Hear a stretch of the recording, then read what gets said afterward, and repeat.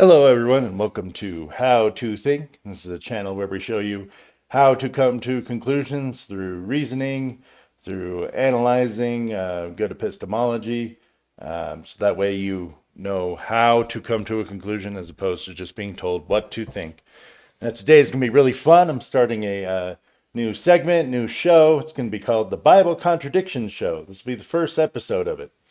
And if you have any Bible contradictions or that somebody's brought up to you, you don't know how to resolve it, please let me know in the comment section. I can make a further episode of the show as this channel is ongoing, and I can address that for you. Might take me some time, but I will get around to it. So today we're going to be taking a look at some common Bible contradictions, right? One of them is called the Jehoiachin controversy. How old was he when he began to reign? The other has to do with how many chariots and footmen and horsemen did David slay in a specific war or battle that he was in.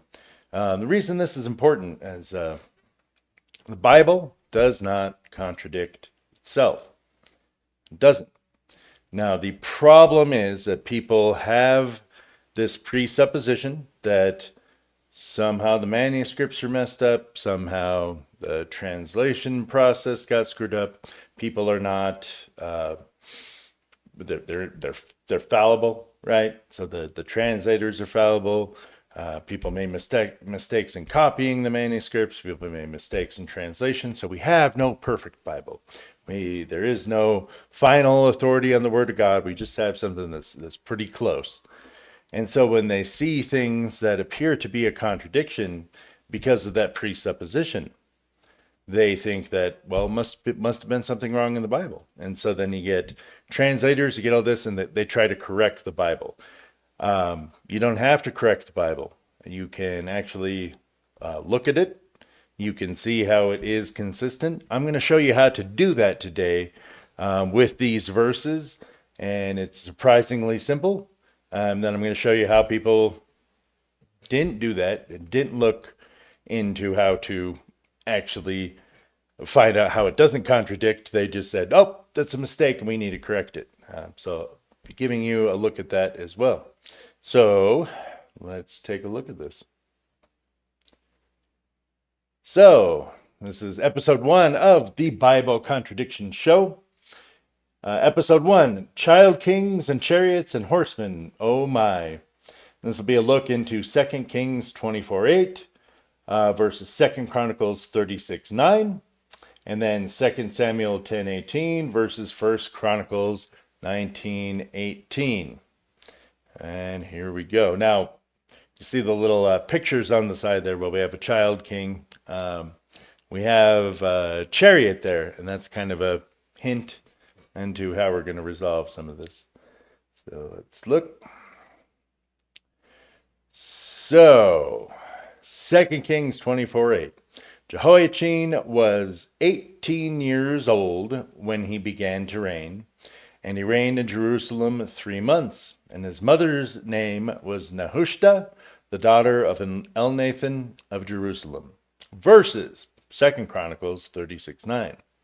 Jehoiachin was 8 years old when he began to reign, and he reigned 3 months and 10 days in Jerusalem, and he did that which was evil in the sight of the Lord. So the contradiction, did Jehoiachin begin to reign when he was 18 or when he was 8? How are we going to solve this? Oh my gosh, it's two different times. The Bible must be wrong, right? No, not at all. Very easy. So how do we do this? Well, we're going to take a look at context, right? Now, when it comes to hermeneutics, context, I cannot stress it enough. Now, there's deeper things in hermeneutics for sure, but I can guarantee you that most errors, most strange doctrines, there's a contradiction, comes from people ignoring context. Did you know that there's verses before and verses after the verse that you're using as a proof text? So what are people doing here? They're just looking at these two verses. They're ignoring everything else surrounding it. And then they're like, oh my gosh, it's a contradiction. No, just look at the context. Look at the previous verses. That's what we're going to do here. So we're going to look at the account of when he was 8 years old that Chronicles covers. And then we're going to look at his reign at 18 years old, the Second Kings covers. And we're going to look at some previous verses to give you the context of how each of these things happened. Now, 2 Chronicles 36:8. Now the rest of the acts of Jehoiakim and his abominations which he did, and that which was found in him, behold, they are written in the book of the kings of Israel and Judah. And Jehoiachin, his son, reigned in his stead. Okay, now let's look at the reign at 18 years old. 2 Kings 24:6. 6 comes before the verse that we were looking at initially. So Jehoiakim slept with his fathers, and Jehoiachin, his son, reigned in his stead. So the solution, what could it be here? The account in Chronicles, Jehoiakim is the father of Jehoiachin, so he was the king, he was the ruler, was out doing his abominable acts, and Jehoiachin, his son, filled in as a co-regent. This is a common practice in the Near East civilizations. Not just in Near East civilizations. And I don't have to go into the whole history here, but if you know your history, child rulers was not an uncommon thing. There's been a lot of times where king died, the successor stepped in, king went away, the heir crept in, and then there's even co-regency with the queen. So the queen kind of co-rules with the heir. Happens again and again and again and again in history. So this isn't unusual. This makes perfect sense. So what do we have here? What happened? Well, in the king's account, the father dies. Jehoiakim dies. So what does that mean? Well, he dies when Jehoiachin is 18. And he takes over as heir. He's a bit young. He's still co-ruling with the queen.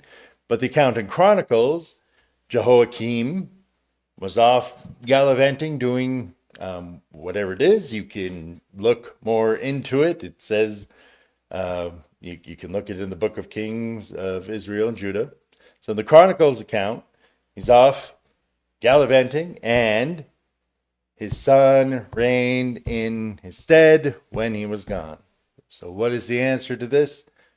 In Chronicles, Jehoiachin began to reign at 8 years old. He reigned for 3 months and 10 days. And then in the king's account, he reigned for 3 months. So even different time periods there. But it's talking about 2 separate accounts. So there's no contradiction here. The law of non-contradiction states, A cannot be both A and not A at the same time in the same sense. So all we're looking here is 2 different times that Jehoiachin began to reign. Very easy. Now, quick note, there is a joint reign with the queen, Jehoiachin's mother. If you want to look more into that, I'm not going to cover it in this video. You can see Jeremiah 13:18, 22:26, and 29, 1-2. All right, let's look at the next contradiction. I think we handled that. No contradiction. Very easy. All right, 1 Chronicles 19:18. But the Syrians fled before Israel, and David slew of the Syrians 7,000 men, which fought in chariots, and 40,000 footmen, and killed Shapach, the captain of the host. Verses 2 Samuel 10:18. And the Syrians fled before Israel, and David slew the men of 700 chariots of the Syrians, and 40,000 horsemen, and smote Shapach, the captain of their host, who died there. So what's the contradiction here? Did David slay 7,000 chariots or 700 chariots? Did he slay 40,000 horsemen or 40,000 footmen? How can we ever solve this conundrum? Well, again, very easy. We don't even have to go really to different verses or context on this one. Let's take a look. 7,000 men of chariots. So Syrians fled before Israel. David slew of the Syrians 7,000 men which fought in chariots and 40,000 footmen. Okay, then let's look at the Samuel cross reference. And the Syrians fled before Israel, and David slew the men of 700 chariots of the Syrians and 40,000 horsemen. Now, what's the solution? This one's easy as pie. Both accounts have 700 chariots. Common war practice at the time was 10 men per chariot unit. So 10 per chariot times 700 chariots equals what? 7,000 men which fought in chariots. There's no contradiction. None at all. In fact, perfectly lines up. 700 chariots, 10 men per chariot, 7,000 men. Both of them are saying the same thing. It isn't a contradiction. Now, how do we handle the 40,000 footmen versus the 40,000 horsemen? Well, 2 Samuel and 1 Chronicles, now they're both historical books.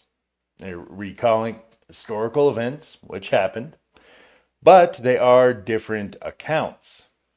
They're different accounts of the same event. So in the same way, let's say there was a robbery at a store and you had a witness in the back of the store and a witness at the front of the store.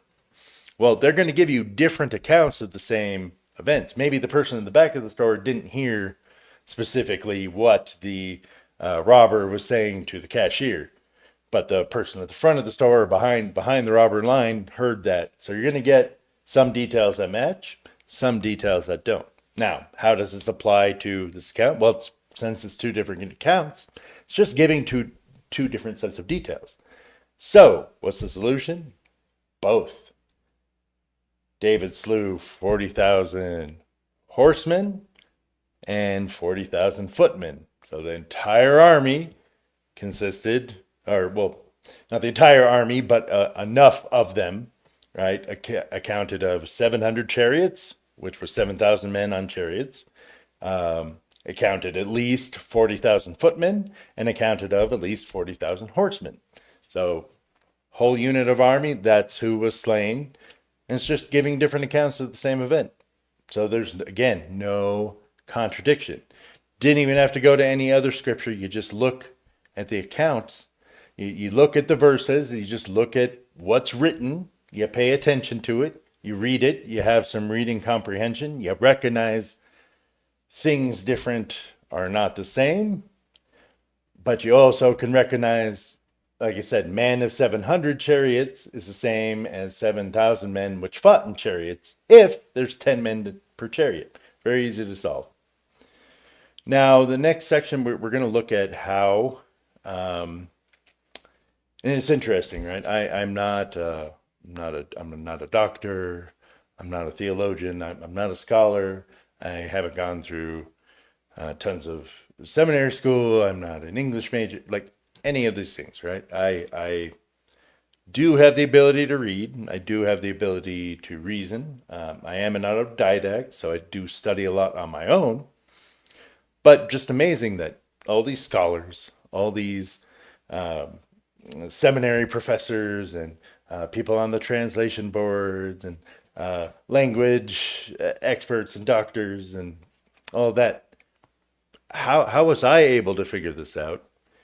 And a group of them was not able to figure out. So they went on a translation board. They're like, oh my gosh, this is a contradiction. How do we solve that? Well, the Bible must have been wrong. The King James Bible must have been wrong. So let's fix it. Now I'm going to show you how, instead of doing what I just did, they decided that the Bible was wrong, the King James translators were wrong, that there was a human error involved in it, And so, well, let's correct it. Let's correct the Bible. So, how did the scholars, translators, and good, godly men muck it all up? Well, let's look at in the NIV. They changed it in Second Chronicles 36:9 to Jehoiachin was 18 years old, and they changed it to when he became king. So change it from 8 years old to 18, and they change it from began to reign to he became king. And if we look at the King James Version, it says Jehoiachin was 8 years old when he began to reign. So they just changed it. Now of course, the other verse in First Chronicles, the other correlative verse says 18 years old. That's the one in Kings, Second Kings, and so what they did is they just, let's match these up. It's talking about the same event. Well, we showed that it's not talking about the same event, but instead they changed it to try to match it, right? And that takes away what actually happened. There were 2 times where it rained. Now, same thing, ESV, 18 years old when he became king. NASB, 18 years old when he became king. So now we can look at how they changed it in the 2 Samuel 10:18. So 2 Samuel 10:18, David killed 700 of their charioteers and 40,000 of their foot soldiers. Well, look at the cross-reference of the verse in the modern versions. It said David killed 7,000 of their charioteers and 40,000 of their foot soldiers. So do you not see that there? Which was it? See, them changing it here to 700 of the charioteers instead of the men of 700 chariots makes the contradiction. They're the ones putting the error into the Bible by changing. Could have done what I did. Just read it. Just read it. Really simple. Recognize that. But instead they changed it. So they actually made the contradiction. Is it 7,000 of their charioteers? Or is it 700 of their charioteers? Now the NIV also changes it from horsemen to foot soldiers, which takes away the grand scale of they slew 40,000 footmen, 40,000 horsemen, and 7,000 men on chariots. As you look at the NASB, they got the horsemen. They didn't change the horseman part. So, hey, good on them. They still created the contradiction here. 700 charioteers of the Arameans and 40,000 horsemen. This one, sorry, I made a mistake on the slide. It's supposed to be the LSB. Same thing, though. Killed of the Arameans 700 charioteers and 40,000 horsemen. So there you have it. Why would you change the Bible? They created a contradiction. So now, let's say part of the reason I'm doing this video even is because what do atheists commonly say? What do non-believers commonly say? What do Muslims commonly say? Oh, the Bible's not perfect. The Bible contradicts itself. Well, again, they're absolutely right. If they're talking about the modern versions, they're 100% right. And look, changing it here. 7,000 charioteers or 700 charioteers. That's a contradiction. Did he rule when he was... Now, they think they're resolving a contradiction by changing it to 18 years old. But like I said, we have demonstrated how that isn't in the other example. So don't change the Bible. You don't need to change the Bible. I can guarantee you that it looks like it contradicts itself. You got to dive deeper. You got to look into it. Look at these details. Look at the surrounding context. Look at other cross references.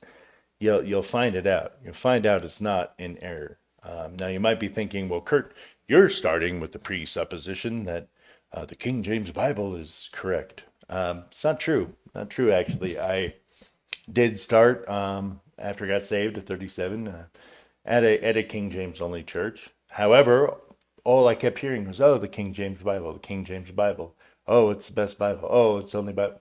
But I didn't hear any reason. So I actually questioned it. I went to my pastor, said, okay, why the King James Bible? Why do you say that it's perfect? Why shouldn't anybody read any other Bible? I didn't get all that many answers there. So what did I do? I went and researched this myself. I've been studying this for a long time.